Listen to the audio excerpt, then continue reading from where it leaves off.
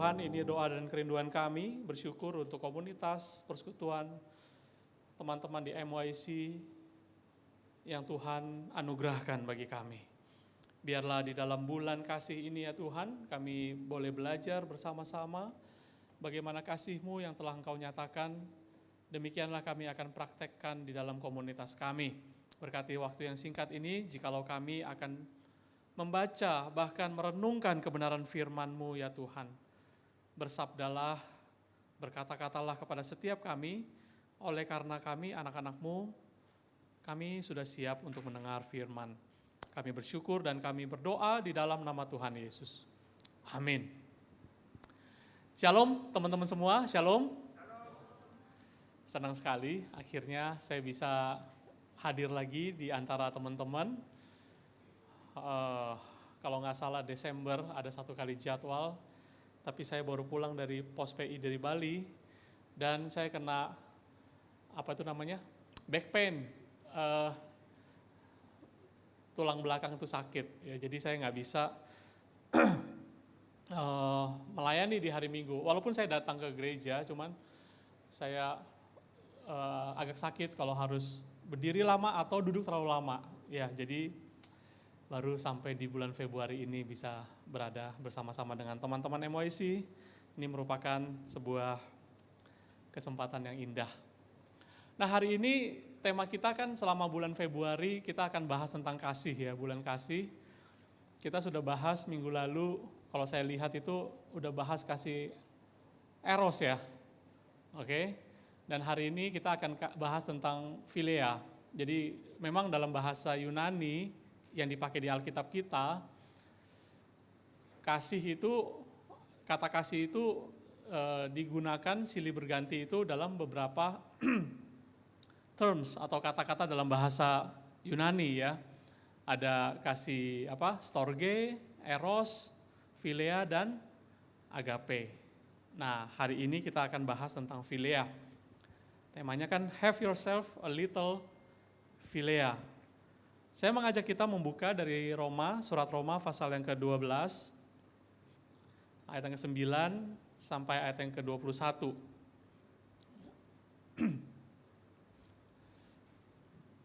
Roma 12, ayat yang ke-9 sampai ayat yang ke-21. Kasih ya yang dipakai philia itu di sini ya. Saya bacakan buat kita semua. Hendaklah kasih itu jangan pura-pura. Jauhilah yang jahat dan lakukanlah yang baik.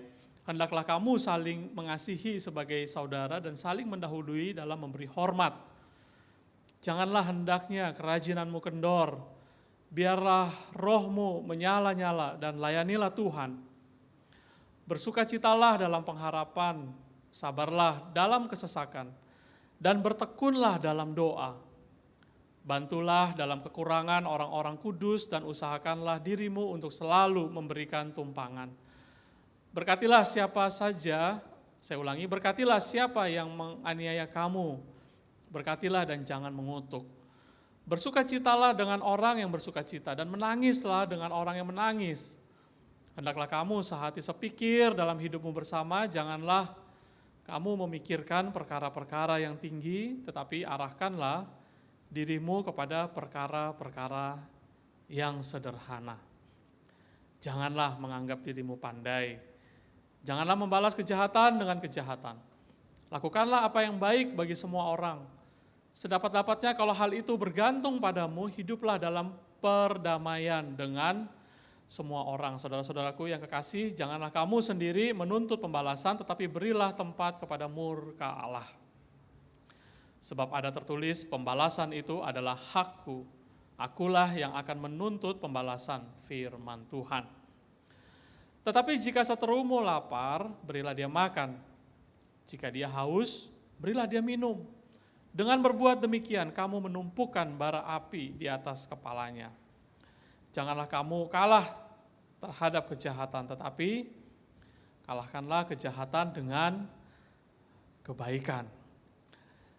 Teman-teman yang Tuhan kasihi, saya mulai dengan definisi. Apa sih maksudnya philia? Apa sih artinya philia dan bedanya dengan kasih-kasih yang lain-lain itu?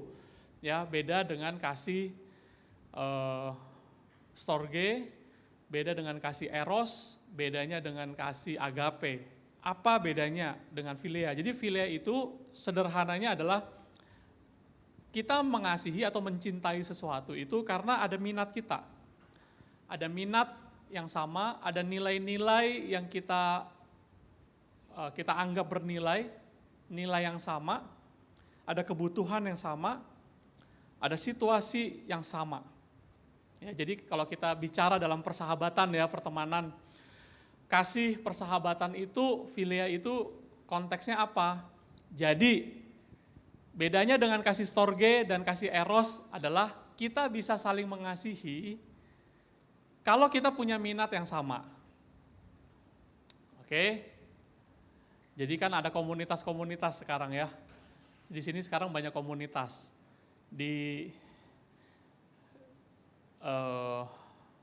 Ada dulu zamannya ikan cupang ya, ada kura-kura, ada komunitas. Sekarang zamannya sosmed itu udah makin ada grup, kita bikin grup bagi pencinta-pencinta hobi yang sama, yang punya motor merek yang sama.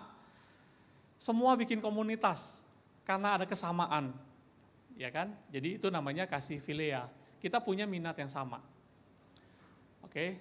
Pokoknya asal kita bukan dilahirkan dari keluarga yang sama.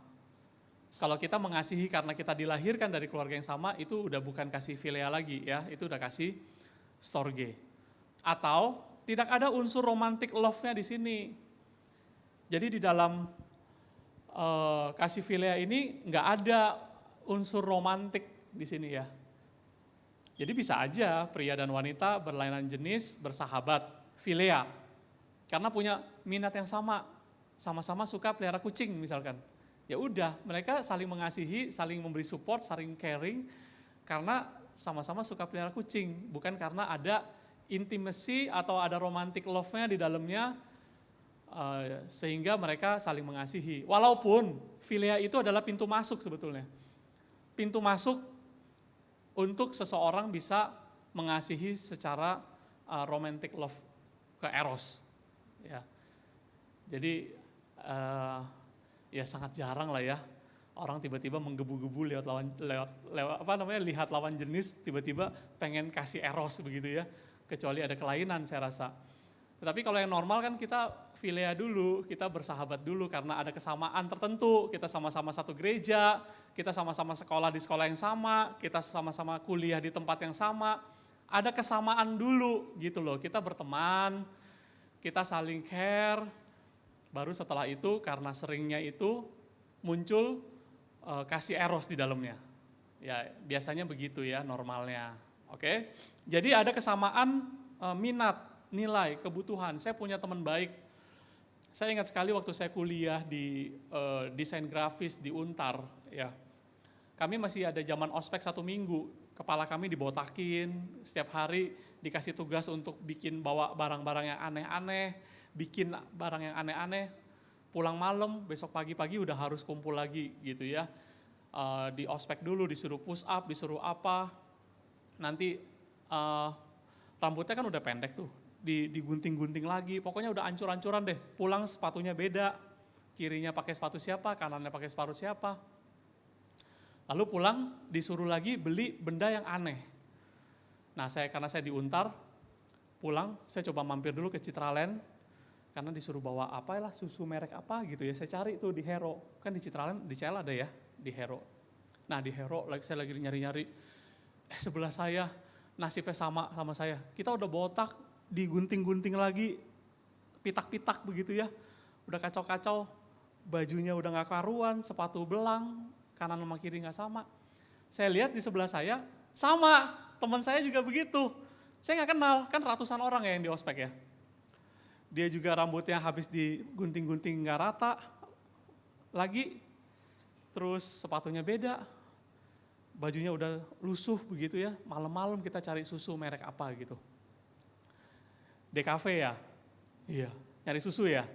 Iya. Ketemu nggak? Ayo kita cari sama-sama. Nah mulai dari satu, saya sahabatan sama teman saya ini, teman baik, sampai sekarang. Ya kan? Kita punya rasa senasib sepenanggungan.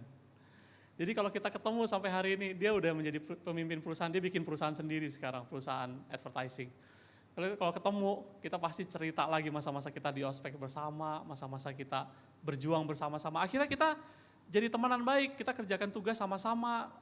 Kalau anak desain kan kerjakan tugas tuh bisa lembur, besok project masih dikumpul, presentasi, kita begadang berapa hari. Nah saya sama dia bareng, kadang nginep di tempat dia, kadang di tempat saya kerjain begitu ya. Sambil ngobrol, sambil kerjain tugas bersama-sama. Jadi ada situasi yang memaksa atau mempertemukan kita sehingga kita bisa bersahabat. Itulah kasih filea. Oke. Nah, dalam konteks ini, teman-teman semua, MYC adalah sebuah situasi konteks yang Tuhan kasih buat kita. Ya kan? Teman-teman nggak bisa pilih. Kita nggak dilahirkan dari orang tua yang sama. Ya kan? Dan kita belum tentu harus terlibat dalam romantic love di sini. Tetapi Tuhan kasih kesempatan untuk kita dalam satu masa tertentu dalam hidup kita itu dikumpulkan sama-sama. Setiap minggu kita ketemu. Oke. Nah, di sini saya mau mengajak kita berpikir bahwa bagaimana kita bisa menikmati kasih persahabatan filea itu di tengah-tengah kita. Sebagaimana Tuhan sudah mengajarkan kepada kita, secara khusus saya coba mengupas dari Roma, ya, bagaimana Rasul Paulus menasehati jemaatnya untuk hidup di dalam kasih persaudaraan, kasih filea. Ya, persaudaraan bukan yang storge ya. Mereka menjadi saudara karena Tuhan Yesus. Oke. Nah, inilah masalahnya begitu. Sebetulnya memang kita semua saudara, bukan keturunan Adam. Tapi karena dosa, kita udah terpisah-pisah, udah gak peduli lagi, mau sama saudara sendiri juga udah gak peduli lagi. Tapi karena penebusan Kristus lah, Tuhan Yesus menebus kita, nah semua orang yang percaya di dalam anugerah keselamatan Kristus, kita ini dipersatukan lagi menjadi saudara lagi. Brother and sister in Christ. Oke, sekarang ini kita saudara seiman lagi nih, saudara dan saudari di dalam Kristus. Yang mempersatukan kita siapa? Kristus. Kenapa kita kumpul hari ini di rumah Tuhan? Karena Tuhan Yesus. Kalau bukan karena Tuhan Yesus, nggak ada alasan buat kita untuk berkumpul. Oke, jadi Paulus ingin menegaskan kepada jemaat-jemaat, hei kita yang sudah menjadi orang-orang yang ditebus oleh Tuhan, mari kita punya kasih persaudaraan di antara kita. Kasih filea. Ya. Nah, kalau kita bicara tentang pertemanan ya teman-teman, sebenarnya ada beberapa lapis pertemanan kan, kita semua tahu. Mulai dari yang levelnya paling umum itu adalah kenal, teman-teman yang kenal. Kenal itu bisa jadi dia pernah kenalan, sepintas kenalan, nama saya Joshua, nama saya Vincent, begitu kan? Karena Vincent paling depan duduknya. Kita berkenalan. Atau sebenarnya nggak pernah berkenalan, tapi kita merasa kenal begitu. Orang-orang tertentu yang kalau kita, kamu tahu nggak ini gitu, kenal. Misalkan Jokowi, kamu tahu nggak Jokowi? Oh Jokowi saya kenal gitu. Beneran kenal, belum tentu kan. Tapi kita tahulah, kita kenal Jokowi dari pemberitaan di TV atau di YouTube, dari berita-berita apa yang sudah dikerjakan dia, ya kan? Kita kenal dari itu, begitu ya. Teman-teman level kenal, sekedar kenal aja.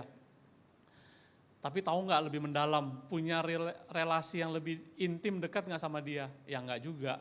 Ya cuman kita kenal aja. Seperti kita tahulah, misalkan tetangga kita kiri kanan, tahulah. Masa sampai kita nggak tahu sih tetangga rumah teman-teman itu kiri kanan itu siapa? Tahu. Tapi ya belum tentu kenal, benar-benar kenal. Belum tentu pernah bicara juga. Ya, itu kenal aja, sekedar kenal. Level pertama. Coba sekarang lihat kiri kanan, mana yang saya cuman levelnya sekedar kenal doang. Nggak pernah ngomong satu dengan yang lainnya. Coba ya. Yang kedua, level yang di atasnya itu adalah teman yang pada umumnya, tetapi yang sekarang adalah bedanya, sekarang pernah bicara. Ya, teman, friend, ya, friendship, friend. Pada umumnya aja, pernah bicara, mungkin pernah bertegur sapa, pernah ngomong, karena ada urusan tertentu pernah ngomong pelayanan sama-sama, karena dikondisikan tadi pelayanan, kita pernah latihan, kita pernah berkoordinasi, masih secara fungsional, ya fungsional, teman. Oke, pernah ngomong? Pernah. Coba lihat lagi kiri kanannya, pernah nggak kita ngomong, bicara satu persatu semua di ruangan ini? Pernah? Nah, kalau udah ngomong, udah kenal, udah ngomong, baru kita bisa masuk ke tahap berikutnya dalam kasih filia itu adalah menjadi teman dekat, close friend. Nah, teman dekat itu apa bedanya dengan teman-teman yang sekedar teman pada umumnya yang tadi itu? Kalau close friend ini artinya orang yang udah lebih dekat. Udah bukan sekedar bicara karena fungsional, karena kita di setup pelayanan bareng minggu ini kita harus latihan lagunya apa, atau kita harus berkoordinasi, tetapi kita udah bisa ngobrol dari hati ke hati. Kita udah tahu apa yang menjadi kesukaan dia menjadi kesukaan dia apa yang dia tidak suka, apa yang aku tidak suka apa, udah tahu. Oke, bagaimana perasaan dia, bagaimana perasaan saya, udah tahu. Nah, sampai di tahap ini itu udah semakin dekat, ya close, makanya udah close dia, close friend, ya teman dekat. Makin di sini itu udah makin mengerucut, udah makin dikit sebenarnya. Coba lihat kiri kanan, siapa close friend kita di MYC ini? Ada nggak? Vincent ada nggak? Oh ada, mantap. Michelle punya close friend? Wah ini di sebelah saya kok, dia bilang, nggak kelihatan kok. Oke. Nah bedanya apa? Kalau friend pada umumnya mungkin kalau dia kedukaan, kita datang ke rumah duka. Ya kita sampaikan salam duka kita. Tapi kalau teman pada umumnya datang hadir fungsional ya, dia itu pulang. Tapi kalau close friend, dia mungkin bisa datang bermalam-malam di rumah duka. Dia datang lagi, ya kan? Dia datang lagi. Karena itu close friend loh. Teman dekat. Ya, kalau dia ada acara sukacita, kalau teman pada umumnya doang paling hadir di acara dia senang ulang tahun misalkan happy birthday, dia hadir. Tapi kalau close friend itu biasanya jadi panitia, ya kan? Dia kan yang akan bantu-bantu gitu loh untuk menyukseskan acara dari teman baiknya ini. Nah, sampai pada level yang kan namanya mengerucut ya. Sampai mengerucut itu terakhir-terakhir udah tinggal ada 1 atau 2 yang paling atas dalam pertemanan kita. Kita sebut dia sebagai best friend. Ya, jadi teman baik. Kalau dalam bahasa Inggris itu best, itu terbaik berarti ya, bukan cuma teman baik. Best itu teman terbaik. Kalau terbaik itu udah nggak ada lawannya, kan udah the best. Nggak ada yang better than the best lagi sebenarnya. Nggak ada yang lebih baik dari best. Best friend. Best friend itu adalah teman benar-benar dia akan ada di samping kamu, mau kondisi kamu bagaimana, jungkir balik, ya kan, guling-guling, dia ada di situ. Dia adalah best friend kamu. Dia yang paling ngerti kamu, dia tempat curhat kita, dia tempat di mana dia boleh ngomong apa aja tanpa dia merasa tersinggung dan tersakiti. Sebaliknya, dia boleh ngomong dan kita bisa mendengarkan nasihatnya dengan baik. Kita nggak bisa dengar nasihat dari semua orang. Kita nggak bisa dengar kata-kata semua orang. Hanya beberapa orang, salah satunya best friend, kita bisa dengar perkataan dari best friend kita. Oke, jadi apa tanda-tandanya best friend ini? Best friend ini adalah orang yang benar-benar sudah tahu kita apa adanya kita. Bukan cuma tahu lagi, saya punya best friend dari saya remaja, pemuda di gereja ini. Sampai kita tuh udah sering nginep bareng, saya nginep di rumahnya, saya tidur di tempat dia di mana biasanya tidur, dan beberapa teman, ya kita udah best friend begitu ya. Kita udah tahu, maaf ya, celananya itu bagaimana, bajunya di rumah itu bagaimana, kita udah tahu semuanya. Borok-boroknya kita, ya kan, panu-panunya kita di mana aja gitu, udah tahu semuanya, udah namanya udah nggak ada yang tersembunyi. Maka dalam Matius pasal yang ke-6, Tuhan Yesus waktu minta kita berdoa, maka kalau kamu berdoa, Jangan tunjukin ke luar-luar jalan-jalan, tunjukin kamu bisa berdoa. Kalau kamu berdoa, Tuhan Yesus bilang apa? Masuk ke kamar, kunci pintu, berdoa di situ, di tempat tersembunyi. Kenapa? Karena Bapa melihat engkau di tempat yang tersembunyi. Nggak semua orang kita ajak masuk ke kamar kita, teman-teman. Ya dong, misalkan tukang antar aqua, pasang gas, ayo mas, masuk ke kamar, silakan. Kan nggak mungkin kita ajak masuk ke kamar kita, enak aja dia mau masuk, kita udah telepon 911, panggil satpam, nggak bisa, nggak boleh. Tetapi hanya orang-orang yang dekat sama kita.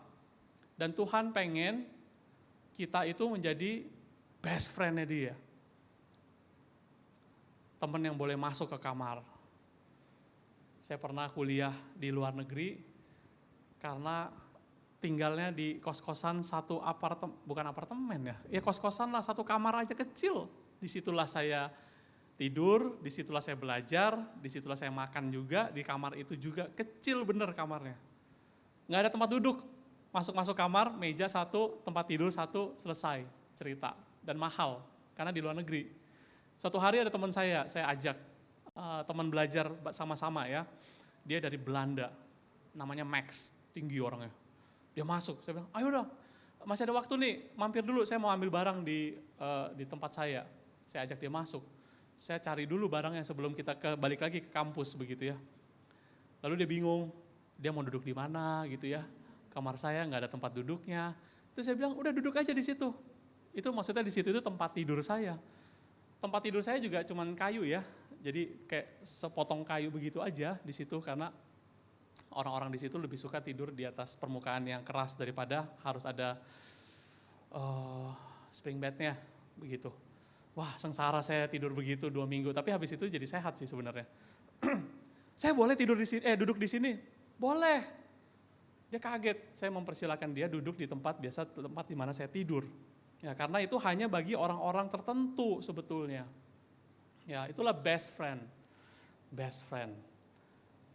Sekarang lihat kiri kanan, ada nggak best friend kita di sini? Nggak ada. Teman yang kenal ada nggak? Nggak ada. Teman yang pernah ngomong? Nggak ada.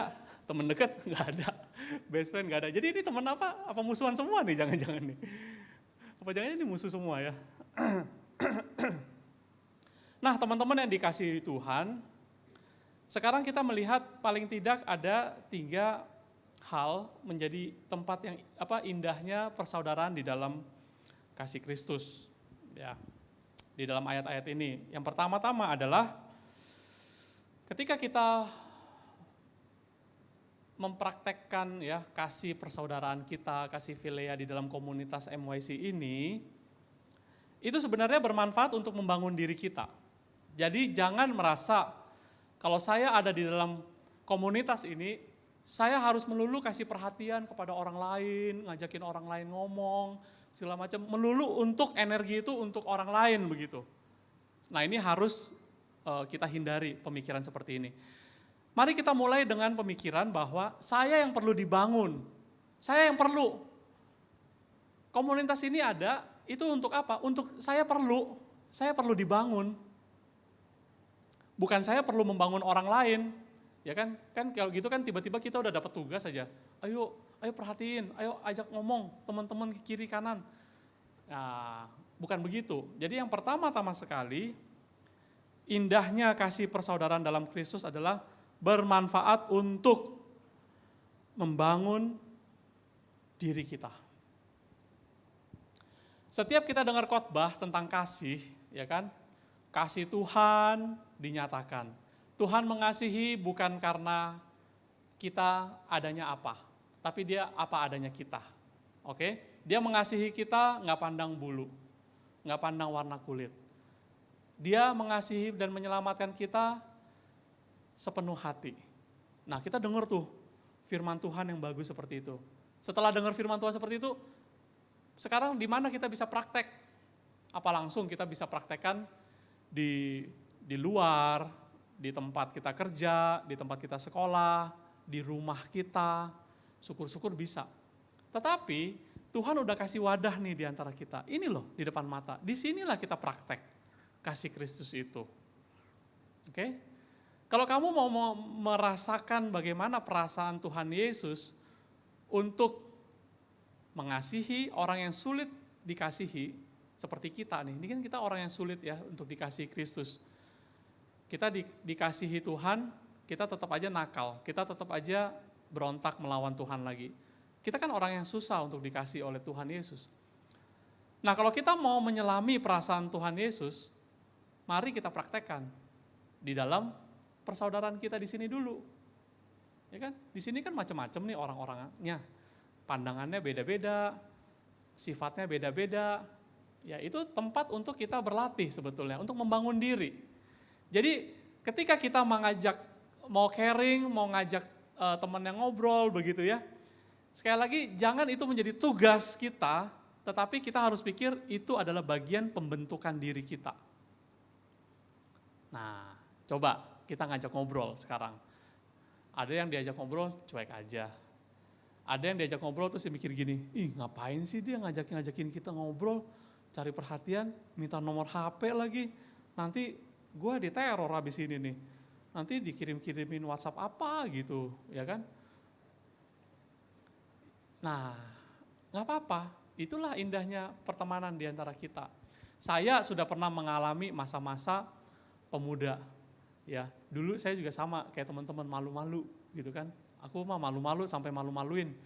Tapi waktu itu lewat, aku nyesel. Aku nyesel banget dulu masa-masa aku remaja. Kenapa saya nggak memberanikan diri untuk bisa kenalan dengan banyak teman-teman gitu loh. Aku cuman teman-teman yang segini-segini aja. Memang di pemuda remaja dulu saya juga orangnya banyak sebenarnya. Tapi saya cuman asik dengan yang ini aja. Begitu masa itu lewat, teman-teman, saya baru nyesel, aduh kenapa ya? Contohnya ya, kenapa ya saya nggak minta nomor handphone si ini, atau kenalan atau ngajak dia berbicara. Kenapa ya? Tapi saya cuman asik sama beberapa teman yang udah ya sering sama-sama aja begitu ya. Nah, itulah nasihat saya kepada teman-teman semua di sini. Jadi udah kita kan di sini semua jangan malu-malu ya, nanti malu-maluin. Siapa di sini yang belum saling kenal? Ya minimal bisa punyalah nomor kontaknya. Minta kenalan begitu ya. Jangan sampai nyesel. Satu hari masa-masa seperti ini tuh cepet.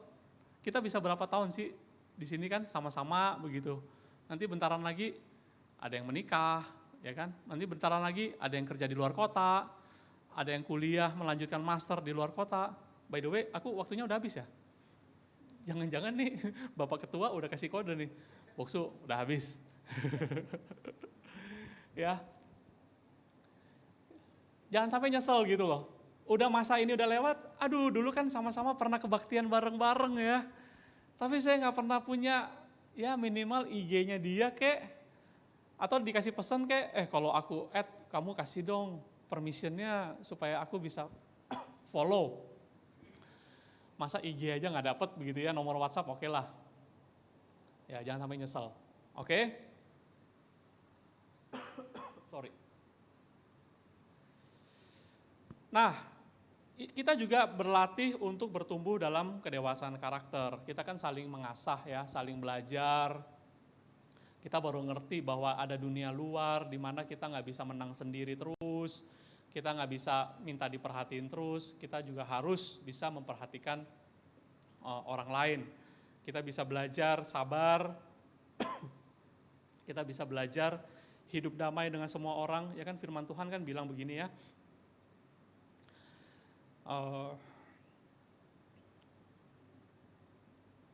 Jangan membalas kejahatan dengan kejahatan. Di sini ada minum nggak sih? Boleh minta nggak? Sorry, ini kering sekali.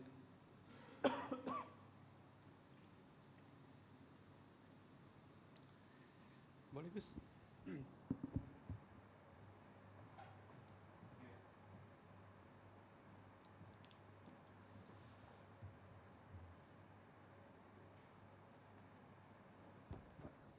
Maaf ya, soalnya di bawah AC tenggorokanku langsung kering sekali.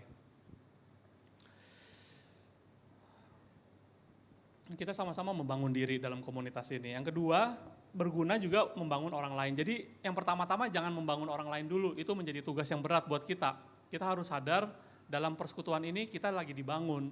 Ya, kedua baru kita membangun orang lain, kita memperhatikan orang lain, ya kan? Dikatakan bersukacita dengan orang yang bersukacita.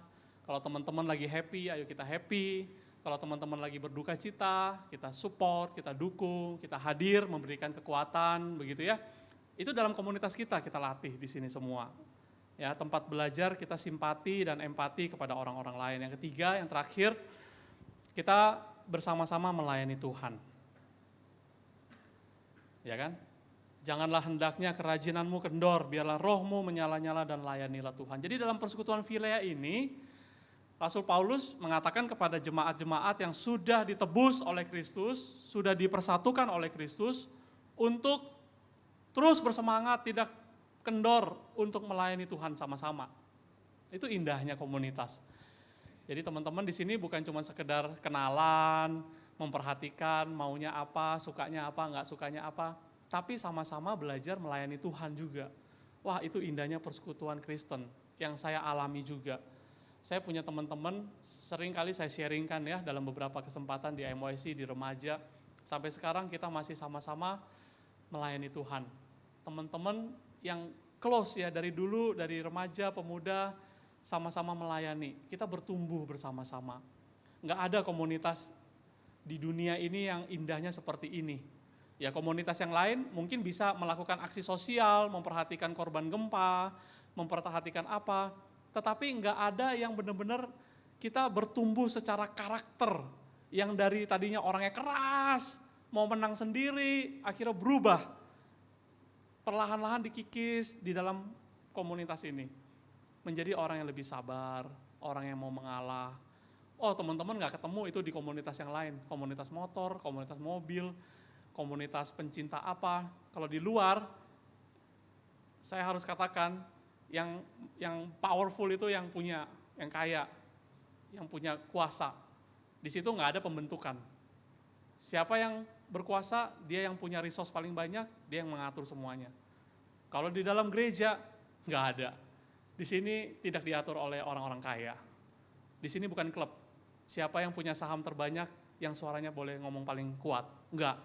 Dalam komunitas ini, kita semua bertumbuh bersama-sama.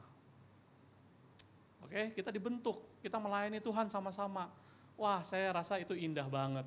Saya mengalami indahnya masa-masa saya remaja pemuda dengan kasih Filea, ya, mempraktekkan kasih-kasih persaudaraan seperti ini. Ya, teman-teman nanti baca lagi, ini satu pasal sebetulnya ya.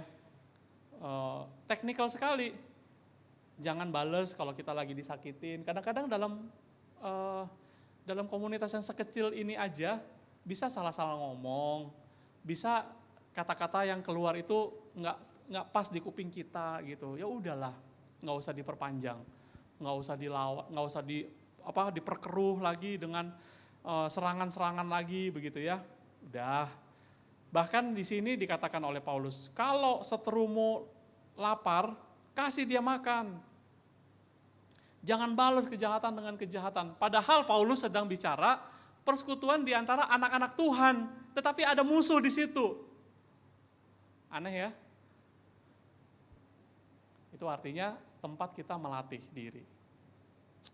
Di sini, ntar kalau ada yang nggak suka sama kita, ya ada aja, namanya kita manusia. Kita juga bisa nggak suka sama orang, tapi kita belajar, sekali lagi belajar kasih Kristus, belajar kasih Kristus. Banyak orang salah berpikir kasih Kristus itu melulu harus agape. Ya, selalu harus agape.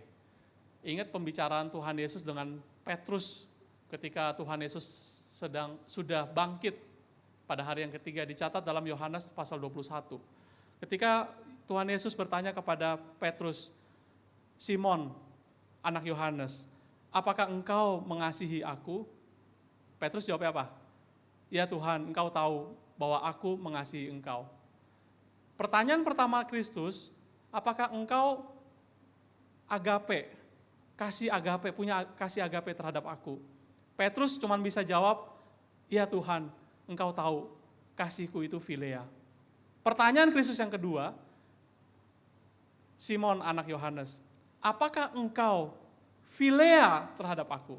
Nah, Tuhan udah turunin kan, dia nggak tanya lagi agape. Yang kedua kali kasih yang dipakai Tuhan Yesus adalah kasih philea. Lalu Petrus mengatakan, ya Tuhan, engkau tahu bahwa aku philea, kasihku kasih philea terhadap engkau. Tuhan Yesus tanya lagi untuk ketiga kalinya dengan pertanyaan philea lagi. Apakah engkau benar philea? Petrus tersungkur dan menangis pada saat itu. Ya Tuhan, engkau tahu hatiku. Inilah Petrus yang sudah menyangkal Kristus 3 kali.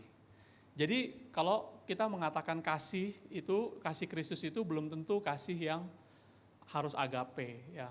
Kasih philea, kasih persaudaraan itu adalah kasih Kristus juga. Dan saya rindu di bulan kasih ini, tadi saya sudah kasih tips-tipsnya. Ayo teman-teman di komunitas MYC, saya lihat di sini luar biasa. Jarang saya temukan ada komunitas yang baik ya. Artinya yang baik itu di sini kan nggak ada berandalan-berandalan yang gimana gitu ya, yang orangnya bagaimana banget gitu. Ya di sini ganteng-ganteng semua, cantik-cantik, ya kan, baik-baik gitu. Kenapa kita nggak ambil kesempatan ini untuk kita bisa berteman seluas-luasnya? Ya, kita menikmati komunitas pertumbuhan kita di sini. Yuk, kita berdoa. Terima kasih Tuhan, firman-Mu menguatkan kami di bulan kasih ini. Kami rindu lagi membuka diri untuk dibentuk Tuhan, untuk kami boleh membangun diri kami, mempraktekkan kasih-Mu, kasih philea kepada saudara seiman di komunitas MYC ini. Berkati untuk setiap kami yang telah mendengarkan firman, setiap teman-teman pemuda-pemudi di tempat ini ya Tuhan, di masa muda mereka boleh bertumbuh dalam iman dengan saudara seiman, teman-teman yang Tuhan sudah pilih untuk kami. Terima kasih Tuhan, kami ingin bertumbuh bersama-sama, kami ingin melayani-Mu bersama-sama. Terpuji nama-Mu, kami bersyukur, berdoa di dalam nama Tuhan Yesus. Amin. Tuhan memberkati kita.